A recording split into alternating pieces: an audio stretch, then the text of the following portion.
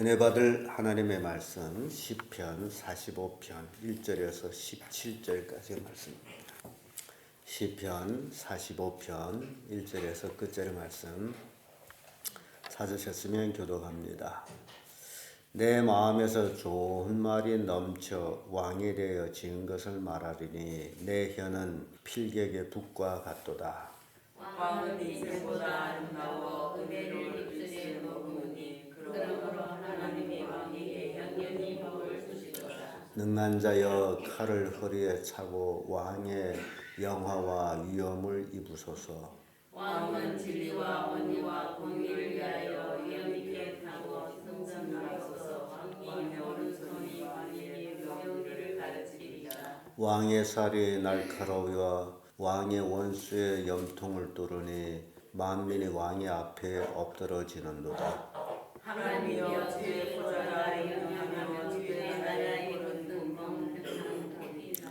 왕의 정의를 사랑하고 악을 미워하시니 그러므로 하나님과 왕의 하나님이 즐거움의 기름으로 왕에게 부어 왕의 동료보다 승하게 하셨나이다. 왕의 모든 옷을 모략과 진양과 육계의 향기가 있으며 자마궁에서 나오는 은하던 빵을 참으시었다.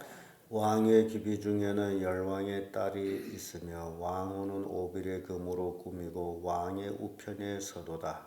땅에 어두고 생각하고 귀를 기울일지어다. 제 백성과 안식을 잃어버릴지어다.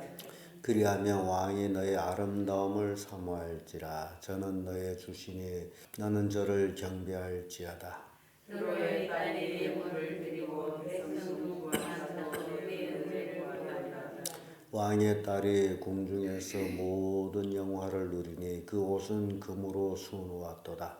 수놓은 옷을 입은 자가 왕께로 인도함을 받으며 시종하는 동무처녀도 왕께로 인도할 것이다. 저희가 기쁨과 즐거움으로 인도함을 받고 왕궁에 들어가리로다.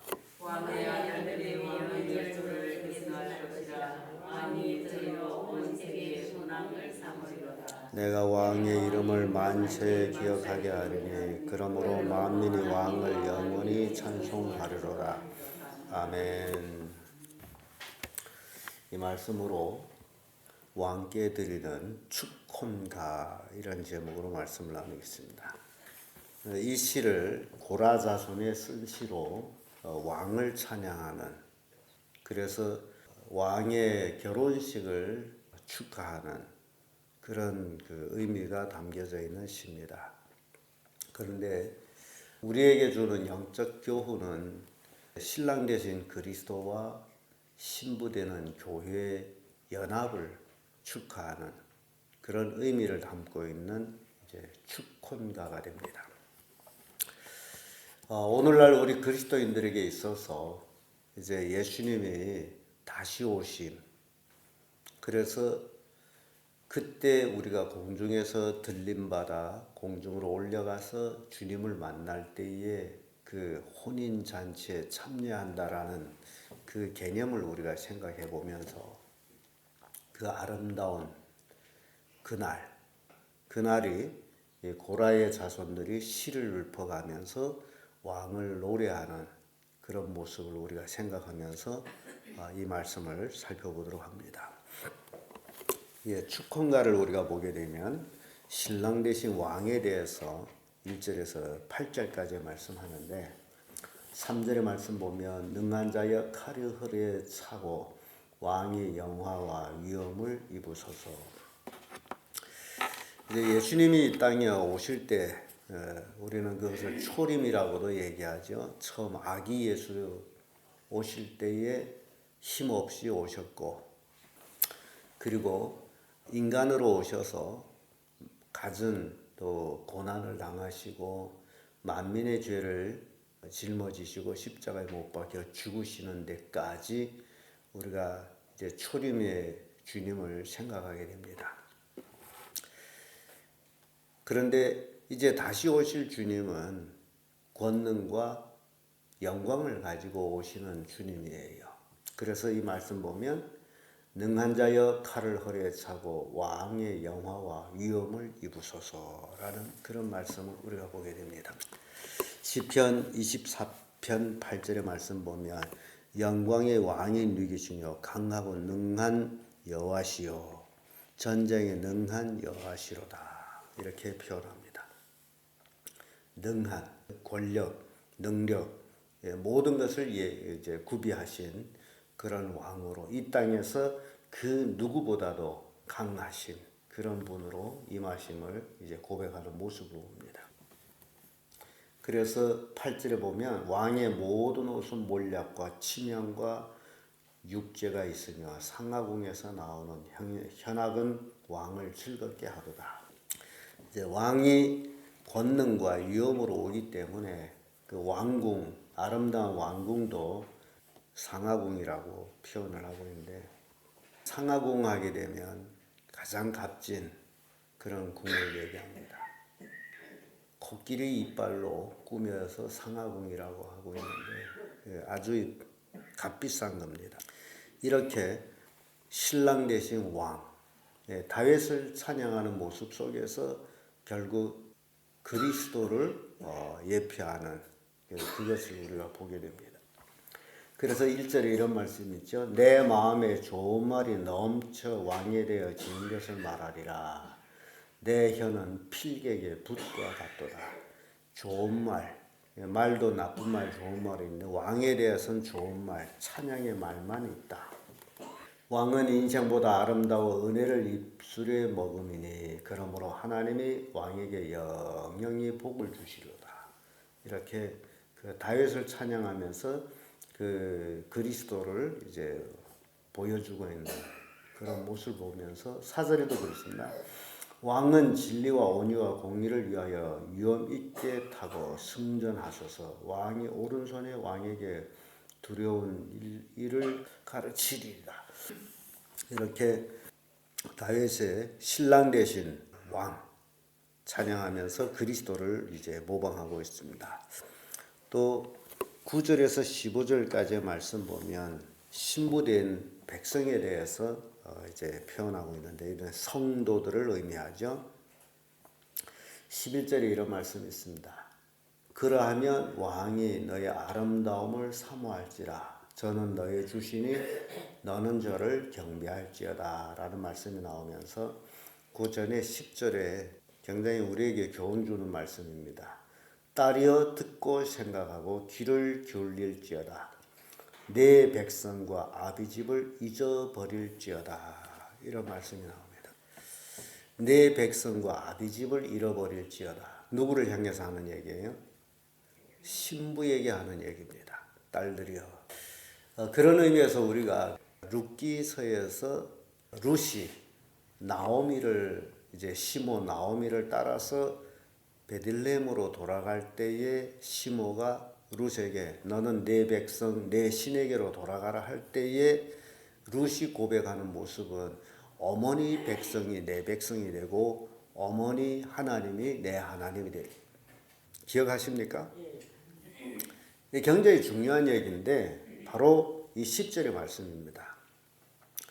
이제 신랑 되신 예수님을 만나게 되면 그 혼인잔치에서 왕후가 되면 내 아비집 내 백성 그러니까 우리가 이 땅에서 요한복음에 너희 아비는 마귀라고 얘기할 때가 있어요. 우리가 죄 짓고 살아갈 때 우리 주는 마귀예요.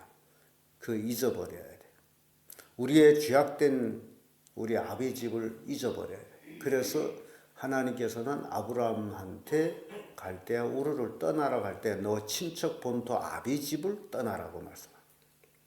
지금 우리가 신앙생활하는 것이 왕의 신부된 자로 우리가 신앙생활할 때에 우리 옛것을 버리지 아니하고서는 절대 우리가 왕의 신부가 될 수 없다라는 얘기를 하고 있습니다. 성도는 반드시 옛것, 옛 백성, 옛 아비집을 잊어버리고 오로지 하늘나라만 사모하는 자들이 되어야 돼요. 근데 오늘날 많은 그리스도인들이 예수 믿는다라는 건 하나의 종교적인 행위고 옛 행위를 버리지 못하고 그대로 가지고 있는 사람들이 참 많습니다. 이걸 놓고 거듭나지 못했다라고 얘기하는데, 거듭난 삶이라는 것이 바로 이제 옛 백성과 아비집을 잊어버리는 거예요. 죄악된 삶을 잊어버리는 거예요. 온전히 하나님을 향하여서 말씀에 순종해 가는 삶을 얘기합니다. 이사야 54장 5절의 말씀 보면 이는 너를 지으신 자는 내 남편이시라. 그 이름은 만군의 여호와시며 내 구속자는 이스라엘 거룩한 자시로다. 온 세상의 하나님이라 칭함을 받으실 것이며 너를 지으신 자는 내 남편이신데 하나님이시다. 이렇게 표현합니다. 그래서 진정으로 우리를 만드신 이는 우리 남편 대신 하나님이시다, 그 얘기예요. 그러므로 우리가 이 땅에 살아가는 것이 본집이다라고 생각하면 잘못된 거. 그거는 잊어버려야 될 집. 내가 이 땅에서 살아가면서 그동안 생활해온 그 옛 관습, 옛 습관 이런 것들은 다 잊어버려야 돼요. 이게 이렇게 해야만이 신랑의 사랑을 받는다고요. 신랑한테 시집 와가지고 계속 자기 본갓집이나 생각하고 물건을 빼돌려 보내면 신랑이 좋아하겠어요? 그런 일은 없겠죠. 오히려 신부가 자기 본갓집에 가서 뭘 자꾸 가지고 오죠. 그래서 딸은 도둑놈이란 말이 있죠. 그러니까 내 백성과 아비집을 잊어버려라. 우리 옛 생활을 잊어버리는 거예요. 과거를 잊어버리는 겁니다. 새 사람이기 때문에. 그래서 11절에 그리하면 왕이 너의 아름다움을 사모할지라. 저는 너의 주시니 너는 저를 경배할지어다. 그리해야만이 왕의 사랑을 받, 신랑의 사랑을 받는다고요. 성도가 신랑의 사랑, 신랑 대신 예수님의 사랑을 받는 것은 바로 옛 생활을 버리는 것이다라는 것을 깨우쳐 주고 있습니다. 그리고 15절에 저가 기쁨과 즐거움으로 인도함을 받고 왕궁에 들어가리로다. 그렇게 할 때 비로소 왕의 신랑의 기쁨과 즐거움이 되어서 왕궁으로 인도함을 받게 된 신부가. 그 왕의 세계를 보게 되면요, 이제 사극을 보면 왕후가 잘못했을 때에 왕후를 처벌하는 곳이 있어요. 그걸 중국말로 렁궁이라고 그래요. 냉궁. 왕이 자기 왕후가 잘못한 거기에 집어넣고서는 혼자 거기서 쓸쓸하게 지내야 돼. 왕은 찾아보지도 않습니다. 근데 왕의 기쁨이 되게 되면 왕궁으로 인도함을 받는다. 우리 성도들이 이제 신부된 성도들이 신랑 대신 예수님의 기쁨을 얻으려면 바로 이 10절의 말씀 여러분 꼭 명심하시길 바랍니다. 내 백성과 내 아비집을 잊어버릴지어다. 옛것을 잊어버리는 거예요. 새로운 피조물로 사는 겁니다. 이전 것은 지나가시니 보라 새것이 되었도다. 우리가 새것이 되었습니다. 번데기가 나비가 됐는데 자꾸 번데기를 돌아가겠다면 어떻게 되죠? 그래서 신부된 백성, 성도들에 대해서 이런 말씀 주고 있습니다. 끝으로 영원한 왕의 나라, 천국을 이제 보여주고 있습니다. 16절에서 17절의 말씀인데 16절의 말씀 보면 왕의 아들들이 왕의 열조를 계승할 것이라. 왕의 저희로 온 세계의 군왕을 삼으리로다. 내가 왕의 이름을 만세에 기억하게 하리니 그러므로 만민이 왕을 영원히 찬송하리로다. 천국을 얘기하고 있습니다. 왕과 왕의 신부가 영원히 가할 천국. 그래서 오늘날 우리 그리스도인들이 이 땅에 사는 것은 잠시 잠깐이지만은 뭐 극상 길게 살아봤자 뭐 지금은 100세 시대라고 말합니다만은 그러나 하늘나라에 가서는 그 영원한 삶, 이 하늘나라의 영원한 삶을 사모하지 않게 되면 이 땅에서 거룩한 삶을 살 수가 없습니다. 하늘나라를 사모해야만이 그래 내가 가야 될 하늘나라 가기 위해서는 내가 이 땅에서 거룩하게 살아야지.